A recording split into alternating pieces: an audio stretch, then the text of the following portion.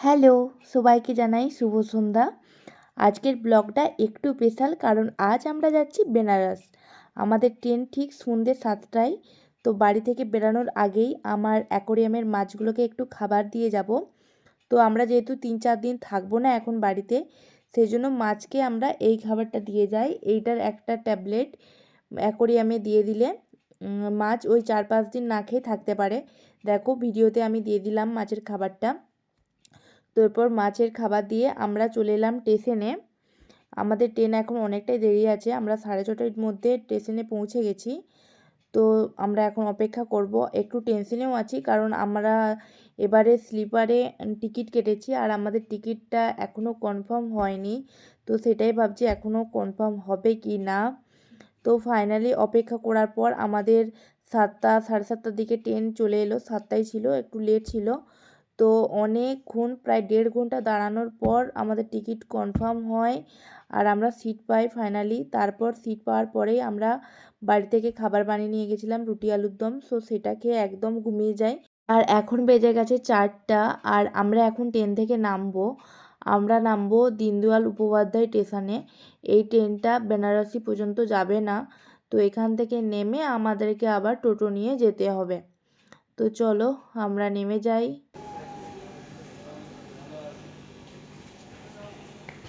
Finally আমরা station থেকে নেমে গেছি। আর এই দীনদয়াল উপাধ্যায় থেকে বেনারস মেবি 20 কিলোমিটার হবে। থেকে নামার পরেই স্টেশনের মধ্যেই টোটোতে যাওয়ার জন্য প্রচুর লোক আসছিল, কিন্তু ওরা অনেক বেশি রেট বলছিল। সেজন্য স্টেশনে থাকা একটা পুলিশ আমাদেরকে বলল স্টেশনের বাইরে চলে যেতে, তারপর ওখান থেকে ক্যাব বা টোটো নিলে অনেকটাই দাম কম পড়বে। তো সেই জন্য আমরা দেখো স্টেশনের বাইরে চলে যাচ্ছি। যার আগে একটু ভিডিও ফটো তুলে নিলাম। এই তো লিফটে করে আমরা বাইরে চলে এলাম। আর দীনদয়াল উপাধ্যায় স্টেশনটা না খুবই সুন্দর, আর বাইরেটাও খুব সুন্দরভাবে সাজানো। দেখো এখন তো অনেক ভোর ভোর, সূর্য এখন উঠেনি। আর এখানে না খুব বেশি ঠান্ডাও নেই, ঠান্ডার পরিমাণটাও কিন্তু অনেকটাই কম।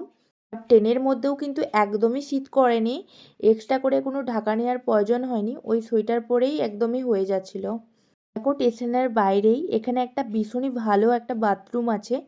দেখো ওই যে সোজা বরাবর এখানে ডিলাক্স একটা বাথরুম, ভীষণই পরিষ্কার আর 10 টাকা করে। তো এখানে তোমরা চাইলে অবশ্যই যেতে পারো, ভীষণই ভালো ছিল। এরপর আমরা টোটোতে প্রচণ্ড বার্গেনিং করার পর ওরা 500 টাকা থেকে রেট বলছে, আরও বেশি রেট বলছে। তো ফাইনালি আমরা 150 টাকা দিয়ে একটা টোটো বুক করি। শুধুমাত্র আমাদের দুজন নয়, আরও অনেক প্যাসেঞ্জার ছিল। একদম ভিড় ঠেসাঠেসির মধ্য দিয়ে আমরা ফাইনালি হোটেলে পৌঁছালাম, কিন্তু টোটোর লোকটা আমাদেরকে হোটেলে নিয়ে আসলো না, অনেকটা আগে নামিয়ে দিল। আর আমরা দুজনে অনেক হাঁটাহাঁটি করার পর অনেক লোকেশন সার্চ করে ফাইনালি আমরা একদম হোটেলে পৌঁছালাম। তো এখানে দেখো হোটেলটা খুবই ভালো ছিল, ভীষণই পরিষ্কার। আর তোমরা দেখতেই পাচ্ছ ভিডিওতে একদম বেড, বিছানা, আলমারি সমস্ত কিছু নিট অ্যান্ড ক্লিন ছিল। একটা ভালো বেড ছিল, বিছানা ছিল, বাথরুম ছিল, বাথরুমটাও ভীষণই পরিষ্কার। একটা ড্রেসিং টেবিল ছিল, আলমারি ছিল, আর টিভিও ছিল, আর ছোটো মতো সাইড টেবিলও ছিল, আর একটা ল্যান্ডফোনও ছিল। তো এটা আমরা হোটেলটা আমরা মেঘমাই টিপ থেকে বুক করেছিলাম।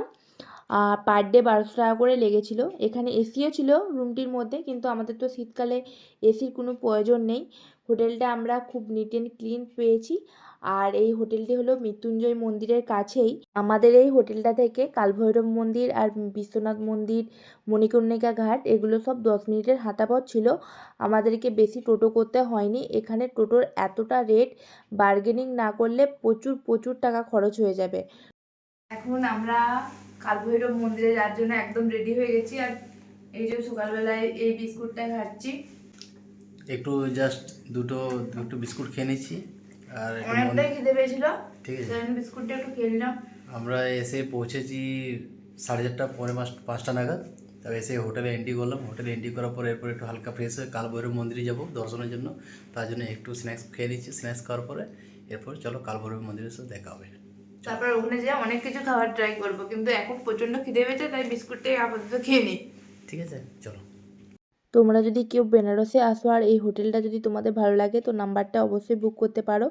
তো দেখো বেনারসে এসে কাশী বিশ্বনাথ মন্দিরে পুজো দেওয়ার আগে অবশ্যই কালভৈরব মন্দিরে পুজো দেওয়াটা মাস্ট ইম্পর্ট্যান্ট। তো আমরা কালভৈরব মন্দিরে চলে এসেছি আর এখানে মাথায় তিলক আমরা লাগিয়ে নিলাম। আর মন্দিরে এসে দেখছি সকালবেলাটা অতটাও ভিড় নেই, তবে অনেকটাই পরিমাণ ভিড় আছে। তোমরা কিন্তু যত তাড়াতাড়ি পারো এই দুটো মন্দিরে আগে পুজো দিয়ে দিও, কারণ রাত্রেবেলা অনেকেই বলে যে ভিড় থাকে না, কিন্তু বিশ্বাস করো এত পরিমাণ ভিড় তোমরা ভাবতেও পারবে না। এখানে মন্দিরে যাওয়ার পর এখানে দেখো ওই টিকা লাগানোর সময় কিন্তু অনেক টাকা চাইবে, 100 টাকার মতন চেয়েছিল আমাদের কাছে, তো আমরা 50 টাকা দিয়েছি। এরপর এখানে দেখো এইখানে অনেক ফুলের দোকান আছে, এখান থেকে তোমরা প্রসাদ নিতে পারো আর ওখানেই তোমরা জুতো রাখতে পারবে। তো এখানে সমস্ত ধরনের সমস্ত রেঞ্জের 100 টাকা, 50 টাকা, 150 টাকা সমস্ত ধরনের প্রসাদের থালা আছে। জুতো রাখার জন্য কোনো এক্সট্রা করে টাকা লাগবে না। আমরা এখানে একটা 100 টাকার প্লেট নিয়ে নিয়েছি, সেখানে ফুলের মালা ছিল, একটা কালো সুতো ছিল, তেল ছিল, আরও পুজোর কিছু জিনিস ছিল। আর জুতোটাও আমরা রেখেছি দুজনে ফ্রিতে, ফ্রিতে নয় ওই টাকার মধ্যেই একদম ইনক্লুড আছে। এরপরে দেখো আমরা কালভৈরব মন্দিরের দিকে চলে যাচ্ছি। আমরা ওই 20-25 মিনিট লাইনে দাঁড়ানোর পরে আমরা কিন্তু কালভৈরব মন্দিরে পুজো দিয়ে দিয়েছিলাম। তোমরা যত সকাল সকাল পারো কালভৈরব মন্দিরে পুজো দিতে চলে যাবে। এখানে পুজো দেওয়ার পর ওই কাশী বিশ্বনাথ মন্দিরে পুজো দিয়ে দিবে, কিন্তু সন্ধ্যে থেকে রাত একদমই করো না, কারণ রাতের বেলায় প্রচণ্ড ভিড় থাকে, হয়তো তোমাদেরকে 3-4 ঘন্টাও লাইনে দাঁড়াতে হতে পারে। তো মন্দিরের ভিতরে তো কোনো ফোন এলাও নয়, সেজন্য কোনো ভিডিও করতে পারিনি। আর এখানে দেখো আরও আশেপাশে গলি দিয়ে যাবে তোমরা অনেক মন্দির দেখতে পাবে, তবে এখানে মন্দিরগুলোর ভিতরে কিন্তু ক্যামেরা নিয়ে ঢোকা একদমই বারণ। তাই ভিতরের পুজো আর আরতির যে অপরূপ দৃশ্যগুলো ক্যামেরাবন্দি করতে পারলাম না, কিন্তু এই শান্তিটা মনে গেঁথে রইল। মৃত্যুঞ্জয় মন্দির বলো, কাশী বিশ্বনাথ মন্দির বলো, তারপর এই কালভৈরব মন্দির বলো, কোথাও কিন্তু ফোন নিয়ে যাওয়া যাবে না, অন্নপূর্ণা মন্দিরেও কিন্তু না। তো এখানে দেখো আমরা বিশ্বনাথ মন্দিরেও চলে এসেছি, কালভৈরব মন্দিরের গলি দিয়েই একটু হেঁটেই আমরা বিশ্বনাথ মন্দিরে চলে এসেছি। তো এখানে এসেও কিন্তু অনেকটাই লাইন ছিল, আমরা প্রায় 1.5 ঘন্টা পর্যন্ত লাইন দিয়েছিলাম। এখানেও কিন্তু ফোন, জুতো, বেল্ট, ঘড়ি কিচ্ছু নিয়ে যাওয়া যাবে না। এখানেও তোমরা ফুলের দোকানে যেখান থেকে ফুল নিবে সেখানেই লোকার আছে, সেখানে তোমরা রাখতে পারো। তাছাড়াও এখানে কিন্তু সুগম দর্শনেরও ব্যবস্থা আছে, সেখানে কিন্তু টাকা বেশি লাগবে, সেখান থেকেও তোমরা চাইলে রাখতে পারো। আমরা এখানে 150 টাকা দিয়ে ফুল নিয়েছিলাম, প্রসাদও ছিল, সেখানে আমাদের জুতো, ফোন, মোবাইল সমস্ত কিছু রেখে দিয়েছি। লোকারও ছিল, তারা আমাদেরকে চাবিও দিয়ে দিয়েছিল, ভালোভাবে সেফটিভাবেই ছিল, কোনো প্রবলেম হয়নি। আমরা 1.5 ঘন্টা ধরে পুজো দেওয়ার পর এসে আমাদের জিনিসপত্র ভালোভাবেই নিয়ে আমরা বেরিয়ে তারপরে আমরা মণিকর্ণিকা ঘাটে এসেছি। মণিকর্ণিকা ঘাট নিয়ে কী বলবো, এখানে বলার মতন কোনো ভাষা নেই। তবে একটা কথাই বলবো, এই মণিকর্ণিকা ঘাটে এলে না মুখ থেকে কিচ্ছু কথা বেরোবে না, জাস্ট মনটা না একদম শান্ত হয়ে যাবে, একদম তুমি চুপচাপ হয়ে যাবে, কিচ্ছু বলতে পারবে না চাইলেও। মণিকর্ণিকা ঘাটকে মনে করা হয় হিন্দু ধর্মের এটা একটা পবিত্র শ্মশান ঘাট, যেটা বিশ্বাস করা হয় এখানে শেষকৃত্য সম্পূর্ণ হলে আত্মা মোক্ষ লাভ করে। তো যখন আমি ভিডিওটা এডিট করছি না, তখনও না আমার এই পোর্শনটা এডিট করার সময় না আমার মুখ থেকে পুরো কোনো কিছু কথা বেরাচ্ছে না। এখানে দেখো কত কার, সবাই যে যার মতো মানুষ হেঁটে চলছে। বেনারস বা কাশীকে বলা হয় মুক্তির শহর। এই ঘাটে জীবনের শেষ সত্যকে খুব কাছ থেকে দেখা যায়। শোনা যায় এখানে চিতার আগুন কখনোই নিভে না, জীবনের শুরু আর শেষ দুটোই যেন এখানে এসে মিলেমিশে এক হয়ে গেছে।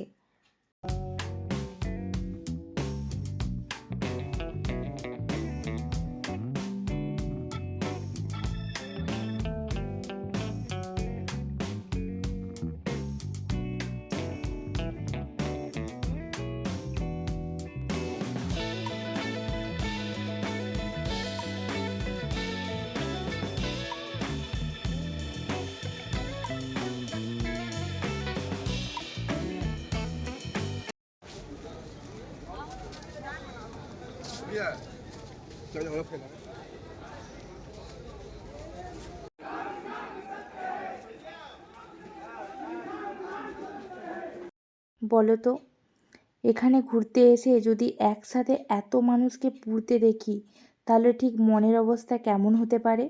কি ভিতর থেকে একদম শান্ত হয়ে যাব, তাই তো? একদমই ঠিকই বলেছ। এখানে যত মানুষ এসেছে আর যত মানুষ এখানে দেখছে, সবার মুখ একদম স্তব্ধ, ভিতর থেকে একদম শান্ত হয়ে গেছে, কোনো কিচ্ছু কথা বলছে না। এখান থেকে বেরানোর সময় সবাই একদম একরাশ মন খারাপ নিয়ে বেরাচ্ছে। এখানের মানুষের মুখ থেকেই শুনলাম যে বিশ্বাস করা হয় মাতা সতী তার কানের দুল এইখানে ফেলেছিল এই ঘাটে, সেই জন্য এই ঘাটটির নাম হলো মণিকর্ণিকা ঘাট। আবার এখানে থাকা আর কিছু মানুষের মুখ থেকে শুনলাম এই ঘাটে নাকি মাতা পার্বতী আর বাবা শিবের গল্প রয়েছে। মাতা পার্বতী তার হাতের চুড়ি খুলেছিল আর এই ঘাটে নাকি পড়ে গিয়েছিল। তারপর মাতা পার্বতী চুড়িটি খুঁজে না পেয়ে এখানে অভিশাপ দিয়েছিল যে এই ঘাটে চিরজীবন আগুন জ্বলবে, কোনোদিনও আগুন নিভবে না। সেই জন্য বেনারসের এটি হলো সবথেকে বড় শ্মশান ঘাট। এখানে সারাক্ষণ আগুন জ্বলে, একবারও কিন্তু চিতার আগুন নেভে না। মণিকর্ণিকা ঘাট থেকে বেরিয়ে আমরা ঘাট বরাবর হেঁটে চলছি। দেখো নদীর মাঝে হাজারো রং বেরঙের নৌকার ভিড়, মনটা একদম ভালো হয়ে গেল। তো বেনারস মানেই তো এক অন্যরকম অনুভূতি। এখানকার গলি, গঙ্গার ধারের আরতি আর ভোরের আলো, সব কিছুর মধ্যেই একটা প্রাচীন ঐতিহ্য লুকিয়ে আছে। এই শহরটা আপনাকে শেখাবে কিভাবে অল্পতেও শান্তিতে থাকা যায়। এখন সকাল 10টা 11টা বাজে আর এখন কিন্তু একদমই ঠান্ডা নেই, প্রচণ্ড রোদ। তো এখানে এসেছি একটু ভিডিও ফটো তুলবো না, সেটা তো হতেই পারে না। তো সেই জন্য আমরা একটু ভালোভাবে ভিডিও ফটো তুলে নিচ্ছি যাতে আমরা স্মৃতি হিসাবে রেখে দিতে পারি। তো এই ঘাট বরাবর হেঁটে গেলেই আমরা খুব সহজেই দেখতে পারবো পেন্টিং গলি, পেন্টিং যে ঘাটটা আছে সেটা দেখতে পারবো। তো আমরা আর এখন ওদিকে যাচ্ছি না, আবারও আমরা মণিকর্ণিকা ঘাটে আর একবার এলাম।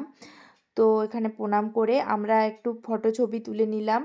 আর এখানে দুজন ফরেনার এসে আমাদের সাথে ছবি তুললো আর অনেক গল্প করলো, খুব ভালো লাগলো ওদের সাথে কথা বলে। দেখো আমি এখানে ফটো অ্যাড করে দিয়েছি। এরপর আমাদের পুজো দেওয়ার পর না আমাদের অনেকটাই খিদে পেয়ে গেছে, আর অনেকক্ষণ লম্বা লাইনে দাঁড়ানোর পরে না রোদেতে আমার মাথাটা অনেকটা ঘুরে গেছিলো। সেই জন্য আমরা এরপরে গলি বরাবর হেঁটে এসে দেখলাম এখানে লস্যি পাওয়া যাচ্ছে, ভালো লস্যি। আর বেনারসের তো ফেমাস লস্যি জানোই তো, সেই জন্য একটু ফেমাস লস্যিও আমরা ট্রাই করে নিলাম। তো এখানে গলির মধ্যেই তোমরা লস্যি, চা, কচুরি সমস্ত কিছু পেয়ে যাবে। তোমরা শুধু গলি বরাবর হাঁটতেই থাকো, অনেক অনেক কিছু খাবার পাবে। তো লস্যিটা কিন্তু আমাদের ওখানের মতন ছিল না, একটা অন্যরকম টেস্ট ছিল। তবে খেতে কিন্তু খুব একটা খারাপ না, ভালোই লেগেছে, মাটির ভাঁড়ে দিয়েছিল। তো লস্যি খাওয়ার পর বেনারসের ফেমাস আমরা কচুরি আর জিলাপিও খেয়ে নিলাম, অনেক ভালো লেগেছে। তো বেনারসের ভিডিও দেখার জন্য আমার চ্যানেলটিকে অবশ্যই সাবস্ক্রাইব করে পাশে থাকা বেল আইকনে প্রেস করে দিতে হবে। একবারে তো ভিডিওগুলো ছাড়তে পারবো না, কারণ ভিডিও অনেক বড় হয়ে যাবে, আরও অনেক ভিডিও আছে তোমাদের সাথে শেয়ার করব, আমার পাশে থেকো।